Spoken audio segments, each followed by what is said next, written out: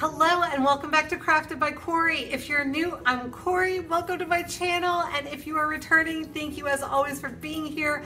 Super excited. Today is Minis Challenge and it's Christmas in July. So let's go ahead and get right on into the crafting. DIY number one. All right, I have this little snow globe thing. It's a DIY snow globe that I think I picked up last year at end of season, or maybe even post season at Michael's. I'm getting it cleaned up here. Now, I thought about using a large ornament for this, and you totally could, but ultimately I decided to use the snow globe because of what I was doing with the light. But I have a bunch of other supplies. The light was from my stash. I think it was originally from Dollar Tree. I've got other Dollar Tree supplies here. But I'm gonna stuff that little light inside my snow globe and close that up for right now. And then I've got my Dollar Tree little elf legs cutting off the little not fastener, it's the hanger. Yes, because this is actually an ornament.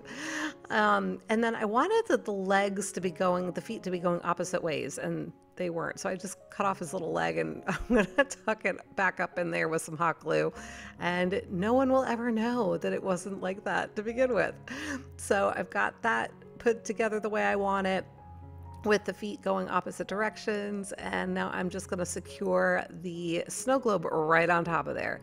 Now, throughout this project, I'm going to make sure that I am not interfering with the opening and closing of that snow globe, because I want to be able to turn my light on and off. We're going to have a little glowing gnome here. I was super excited to find this faux fur, and I'm trying to figure out where I'm going to cut it and how I'm going to cut it. I went ahead and took off the tag there so I could lay it out flat, and then went ahead and wrapped it back around my snow globe again to try and figure out what dimension I needed. I have never worked with faux fur before.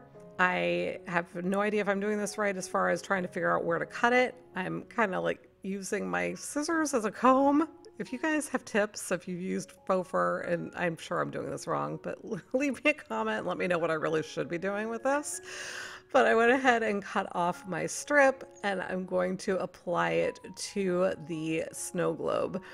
And when I do this, I'm going to actually cut a couple of slits here to help it lay flat, because clearly it's flat and my globe is round. So using some hot glue now, and just around the top, I am going to make sure that it's nice and well adhered to the globe.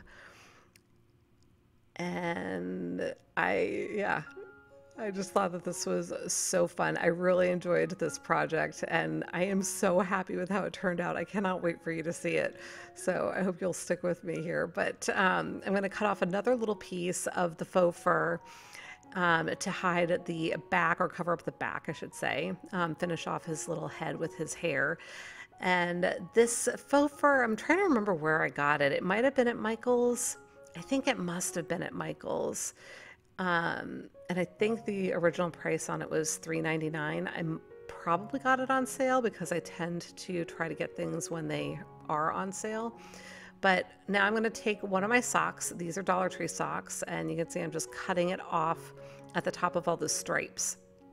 And I'm going to go ahead and try and figure out how I want to apply it to his little head.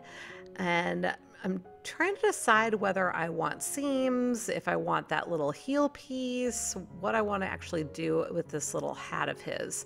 So ultimately, I decided that I was going to leave that heel in. I think I might be pondering it again a little bit later. Here, I'm trying to decide if I want to make a seam, and I did not. I decided to let it curl up outside of the sock. And I'm glad that I did that, because as soon as I start applying hot glue to any section of this, it is going to remove the ability to stretch it. So just keep that in mind, because I wasn't thinking about it at the time. I just decided that I didn't want to put that solid seam in there. So I've grabbed some fishing line here. I know you can't see it because it's clear, but I had some fishing line on my work surface there, and I just made a slip knot, hooked it over the end of the sock. I'd cut off that toe. You probably saw me do that. And I'm just kind of gathering up the fabric here with that. I wrapped it around several times, and now I'm just tying the ends together and just making sure that that is nice and secure. I am going to use a little tiny dab of glue in a second here once I trim off the ends. So I'm trimming off the ends of the fishing line, a little bit of dab of glue because I wasn't super, oh, I've got fuzz on the hot glue, but I wasn't super confident that that knot was going to stay secure. So just a teeny tiny bit of glue to make sure that that wasn't going to come undone.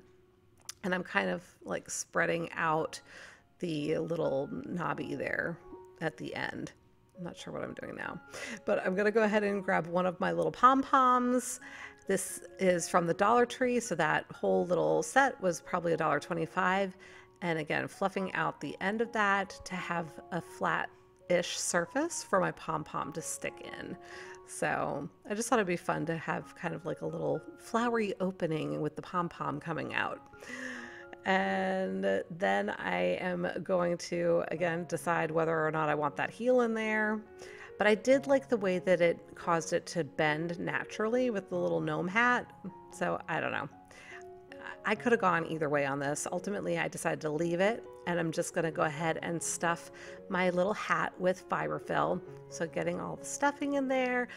And then I'm just going to kind of squeeze it around and make sure that I'm forming it the way that I want it and getting it to a point where I can go ahead and set it on top of his little head. So once I have it to where I want it, stuff some more in there. And again, I'm just going to squeeze it and get it to the right shape and tuck it down over top of his head. Now, once I've got him all set with that, and you can see the sock is kind of rolled up, so it's hiding that cut edge, I've got a little tiny gold ornament that I'm going to be using for his nose, and I'm tucking that in under the hat. It's super snug, and I was afraid that the hat was going to roll up in the back, so I went ahead and I used a little bit of hot glue and a few strategic spots to make sure that the hat was nice and secure. And you can see the hot glue a little bit right now, but once it once it cools, it will be clear, so it won't be noticeable once it's completely cooled. So just making sure that the hat is nice and secure all the way around there. Of course, leaving room for the nose. Now, I noticed he wasn't necessarily sitting up as straight as I'd like, so I took the little knobby from the ornament that I'm using for his nose, and I'm going to glue it to his little bum. So he's going to have a little teeny bum tail, something or other there, just to help him sit up properly. So there you go. So once I've got that done, all of the glue is cool now around his hat, and I'm going to tuck that nose in and secure that with some glue as well. And I'm just making sure that the sock is catching that too.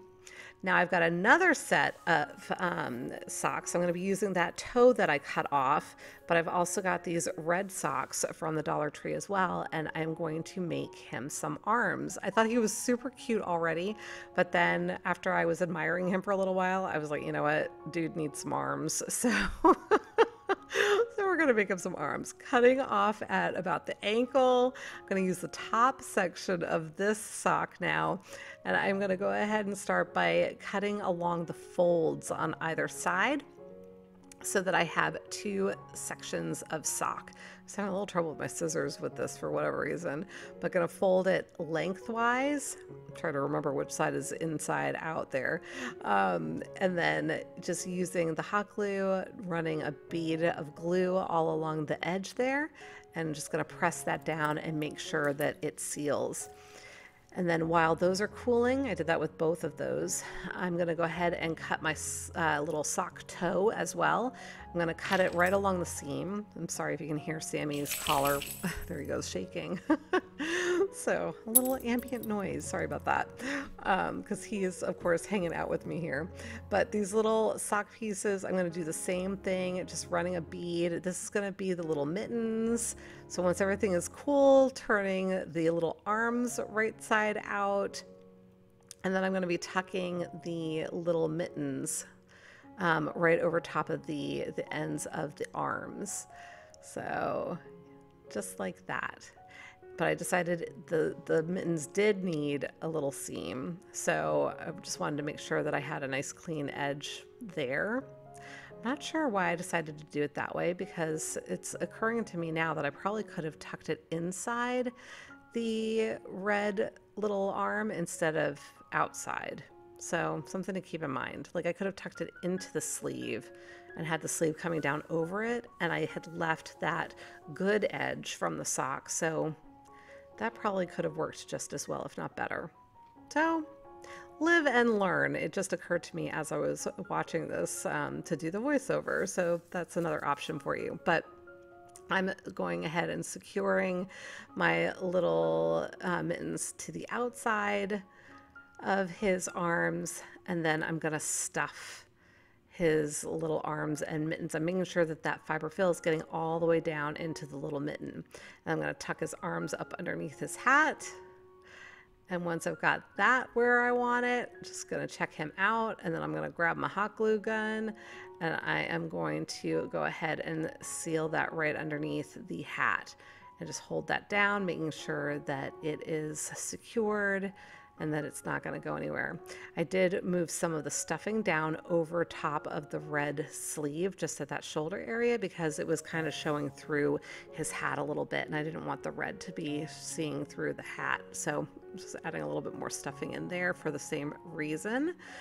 And then I'll go ahead and secure the other arm. I got a little bit extra hot glue there, so just took a little pencil that I had there that I was using to help me stuff the arms, and just kind of scraped off the excess hot glue. And that is really it. You guys, I am so in love with this little gnome. All you have to do is twist off his little bottom end and turn on the light, and you've got a glowing gnome. And I'm going to show you that in just a second, but let me know what you think. I absolutely love this little guy. Maybe we should name him.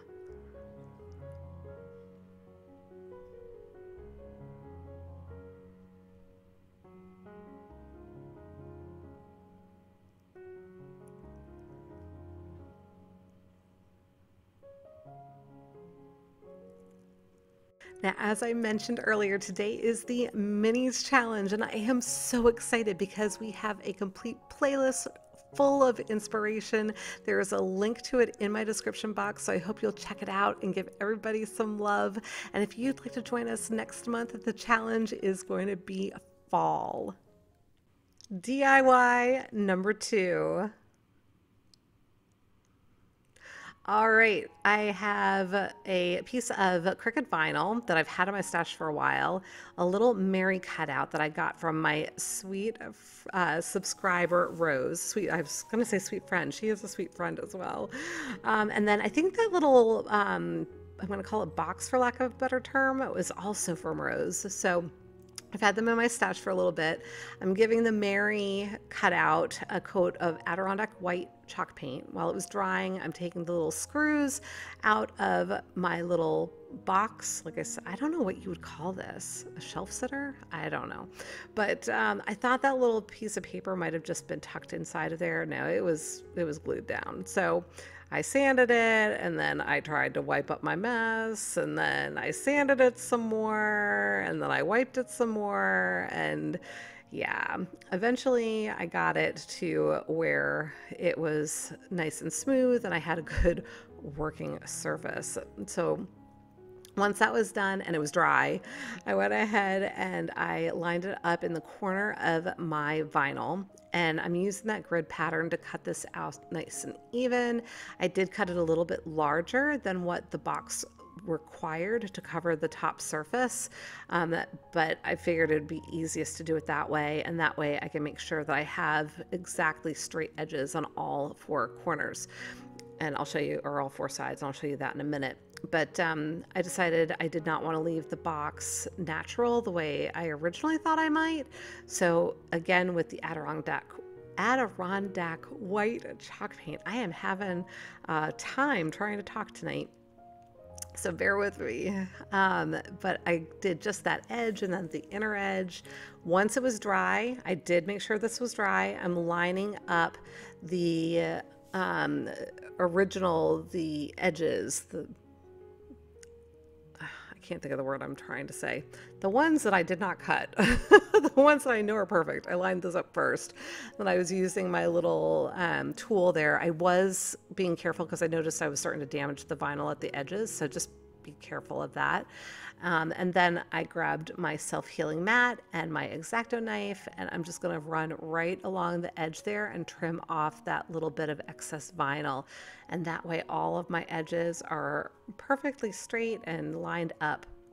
So now I'm going to drop my little Mary sign on this. I thought this was so cool. I had seen a bunch of different things recently on the internet with this buffalo check kind of plaid in the background, and I just thought it was so sweet. I had to do something like that. And now I am using my, I think it's called pop tape. It's like a foam tape, so it gives your whatever a little bit of a pop because it's going to be a little bit more three-dimensional. And you can see these are teeny tiny little squares. They are double-sided foam tape. And so I'm going to be removing the backing from these in just a second.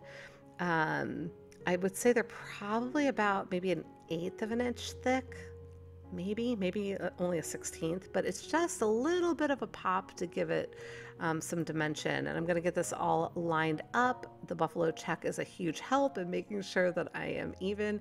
And now you can see a little bit how it just gives it a little bit of a lift. Isn't that neat? I love this. Let me know what you think.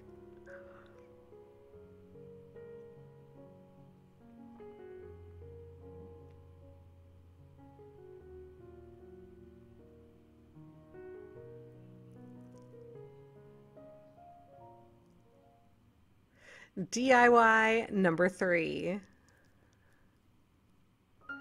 All right, this is a cute little lantern I picked up at the Dollar Tree. I was so excited when I saw this. I've never seen anything like this at my Dollar Tree before. So I'm just getting it all prepped and ready.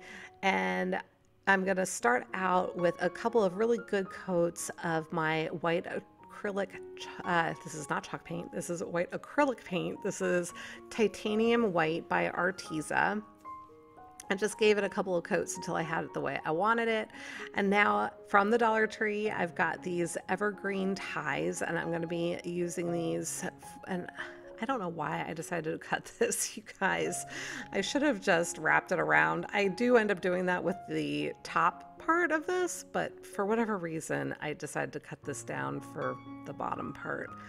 I have no explanation. I really can't tell you why I decided to do it that way, but you can do it whichever way you want. If you like this way, you're gonna get to see it both ways. But I'm giving this part a little bit of a haircut because I thought it was just a little too bushy for the lantern, especially around the bottom edge. I do actually end up leaving it full for the top part, which you'll see in just a little bit. But for right now, I am working on the bottom, and I'm gonna just piece these around. I guess I thought that maybe it wasn't gonna bend quite enough and that might like poke. I don't know what I was thinking. Both ways worked just fine, right? So you can see me bending that edge right there because it was a little bit long for it, and I figured, oh, and that'll help it kind of make the corner and make it nice and finished looking, and I ended up doing that with a couple of them. So clearly, had I just decided to bend it around the entire lantern, it would have worked. And I think that was what kind of solidified it for me while I was working with these little sections. I was like, you know what, I can't just wrap it around there. But I've got the bottom done, and I'm trying to decide what to do with these last little pieces that were left over from that first tie, and they're just too small for me to do anything with. And so I went ahead and grabbed another one. And this time I am just going to wrap it. You can see me bending it, and it bends quite nicely at a 90-degree angle. So just going ahead and wrapping it all the way around there. Once I figure out where it needs to be, I can trim that off, and I can go ahead and apply it. Now I do have a larger surface at the top there because I'm not putting it along the inside of that ledge like I did at the bottom. I'm putting it on the very top, and there's a wider lip there, so to speak. So I do have more surface area to play with, and that was partly why I decided to leave it completely full rather than trimming it like I did the other. Now these little pine cones that I am taking off of that little branch, these are from, it's a pick that I'd gotten from the Hobby Lobby. This has been in my stash probably for at least 2 or 3 years, at least. It might be longer. So I've had it for a while, and I'm just pulling off 3 little pine cones, putting them in place, and then once I'm happy with them, I'm gonna go ahead and glue them down. I am very visual. If you've followed me for a while, you probably know that. I like to see things in place before I commit.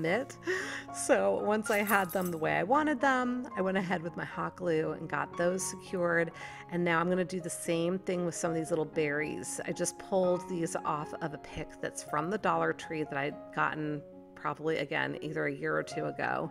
And I'm gonna tuck little segments of that into where the pine cones are. So kind of amongst the pine cones, if you will. So I'm a little off frame here because I want you to be able to see the close-up part. But when I go out of frame, I'm essentially adding some hot glue to just the little stem tip so that it's enough for it to grab on to something once I stick it in between those pine cones. And it does not take a whole lot of hot glue, just a little tiny dab on the end, and then I'm kind of just sticking it right in there, and it's nice and secure.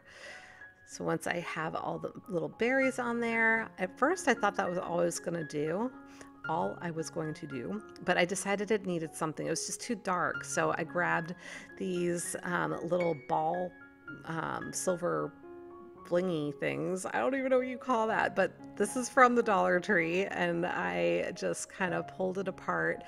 This is one strand. I think it was a strand of 3 initially, 3 or 5 that were together, but I have now completely cut all the little balls off, and I am just tucking them in and around, almost like miniature ornaments. That was kind of the idea I had in my head as I did this. And once I had them all done, I'm all set. Let me know what you think of this one. I think it's adorable.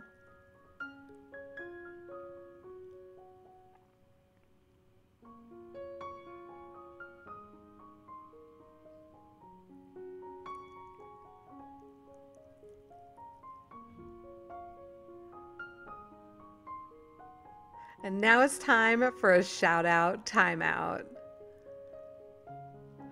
Beautiful, Julie. These are so sweet. I love them. Great job. And gorgeous, Geraldine. All of these wreaths. I am loving still seeing all of the USA stuff. So wow, Harriet. Harriet has been busy. And very nice, Valerie. These are all just absolutely gorgeous. I would love to give you a shout out as well. If you have interest, please send me an email at craftedbycorie@gmail.com. DIY number 4. All right, so this is a design that I found in the Cricut Design Studio, and I've printed it out on my Hippo sublimation paper with sublimation ink. Now I've mirrored it, right? Because when you go to put it on your template, you're going to flip it over. And so once you peel that away, you want to make sure that it's right side up. Now this is a Cricut mug. I'm actually going to be doing 2 of these, and it's designed for the mug press and using infusible ink. And sublimation is really just a form of infusible ink, right? So we're going to be infusing it right onto our mugs. But first I'm going to grab my little paper cutter and I'm going to trim these down so that I can fit them onto my mugs. Now I am planning on making these double-sided, which is why I did 4 images, 2 for each mug, but you can make them single-sided. You can do whatever you'd like, but I am loving the Hippo sublimation ink and sublimation paper. I just think this is so cool that you can just transfer whatever image you can print. So as you saw, I did use my lint roller to make sure there was nothing at all on my mugs, and now I'm going to apply my images onto my mugs. I'm using heat resistant tape, so I'm kind of out of frame here. You can't just use any sort of tape. It's got to be special heat resistant tape because that mug press is going to get really, really hot. And if you try to use regular Scotch tape on there, you're going to end up with a melted mess all over your project. So I can kind of see my design through the sublimation paper. So that's helping me to be able to just get this nice and lined up on my mug. And I'm making sure that I'm pulling it nice and snug and making sure that everything is really flat up against the surface. And then I'm going to do the same thing with the other side with the second image. Just gonna get that all lined up. I guess I decided to put the tape on first. That was gonna make it a little bit easier for me, getting it lined up and then just wrapping it down and smoothing it out. Now, once I have that on, I'm using parchment paper. You're supposed to use butcher paper, so please use butcher paper. I didn't have butcher paper, so I'm using the next best thing in my own head anyway. And this is parchment paper, and I'm just making sure that I've got 4 layers of it on here because I don't want any ink from my design to leak out and onto my press, onto my machine, because that could impact future projects if I have any ink that gets on the inside of my press. And the press is kind of expensive, right? So I don't want to ruin it. I want to take good care of it. So just getting another piece of the heat resistant tape and making sure that that is nice and secure. So that one is all set and ready to go. My mug press is heated up. I'm going to go ahead and drop it in, making sure that my parchment paper doesn't get peeled up, pressing that down, and then I'm going to go ahead and get the second mug ready while I'm waiting for the first one to be done. Now, fast forward, and this one is done. The other mug is in the press. I couldn't resist. This is still super hot. You really probably should wait until it cools, but I'm being real careful, just using my fingernail to peel away that tape. This is super hot, you guys, so I do not recommend you do this until it's nice and cool, but look at how crisp that image is. I love this. Let me know what you think.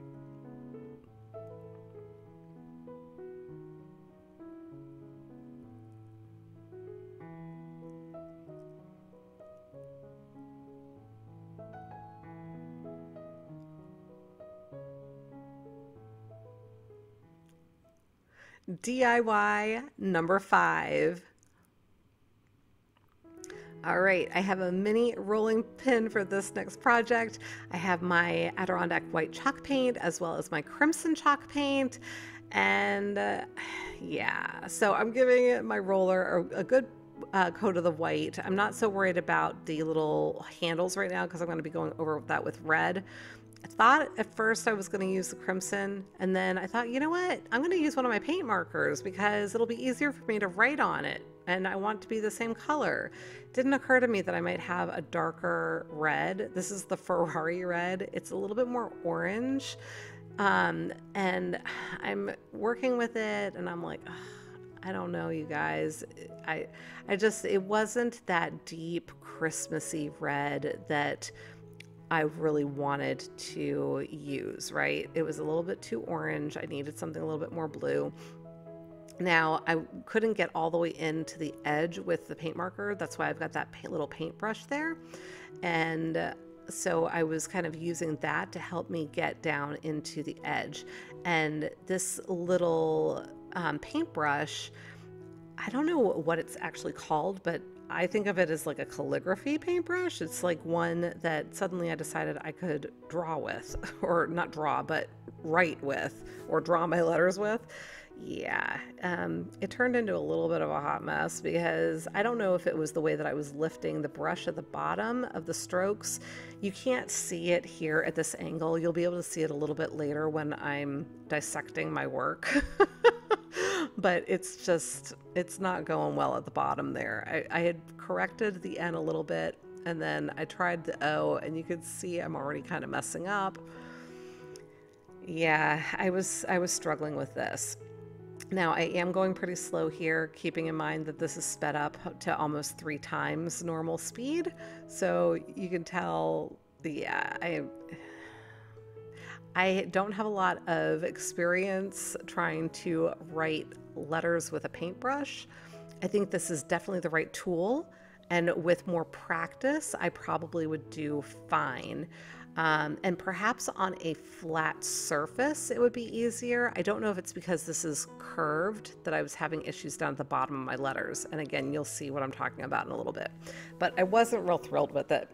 and I wasn't thrilled with the color. But here I'm trying to write it the way I originally thought, and I wasn't being all that careful with where I was centered either. I don't know what I was thinking, you guys. So I was like, all right, well, that N is giant. The rest of it looked okay to me, but again, I wasn't loving the color. And here you're going to see what I was talking about in just a second with the bottom of my strokes there? Mess, mess, mess on the ones that I did with the paintbrush. You see that? So I'm looking at it, I'm like, okay, is one of these salvageable? Can I just paint over one of them? And then ultimately I was like, I don't like the color of red for this project. It's a very pretty orangey red, but I needed the crimson. So I went ahead and covered up my handles with the crimson. And then I figured, oh, I'll wait until the other stuff that I was just writing is completely dry and I'll go over it with white.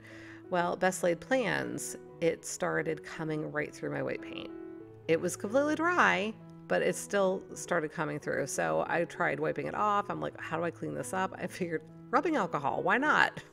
I don't know what I was thinking, y'all. Yeah. Interestingly enough, the rubbing alcohol, even though it didn't take all the paint off, it did something to the chemistry of it. I don't know if that's the right term, but it interacted with it in such a way that it made it permanent. And so I could put my white paint down on top of it and it's not bleeding through now. So you can see it's going much better. Yeah, it was just a hot mess. And now, glutton for punishment, I'm coming back in with a smaller, I'm going to call it a calligraphy brush.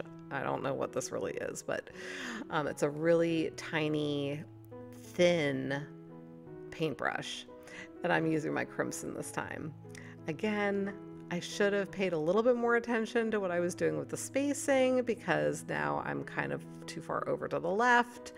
I'm making my letters a little bit smaller this time, so it's going to be a little off center, but you know what? I figured it'll lend to the charm of the handmade piece.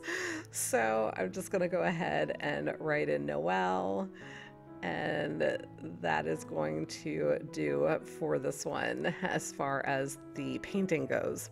All right, I was not able to find a ribbon that I really liked. And right there, I realized I had knocked over, just at a little bit of an angle, my water container with all my dirty paintbrushes. So I had to pause there and go and clean up that mess that I was making everywhere. So then I came back and I am twisting on my little silver garland here, and I'm going to flip over the ends. Again, I couldn't find a ribbon that I liked for this particular little clothespin. I think ribbon would have been my preference, but the garland is fine and it's pretty and it's festive and it gave it a little bit of a bling. So it's different. I don't think I've ever seen one of these little rolling pins with wired garland on it. So I'm being different. But anyway, let me know what you think of this one.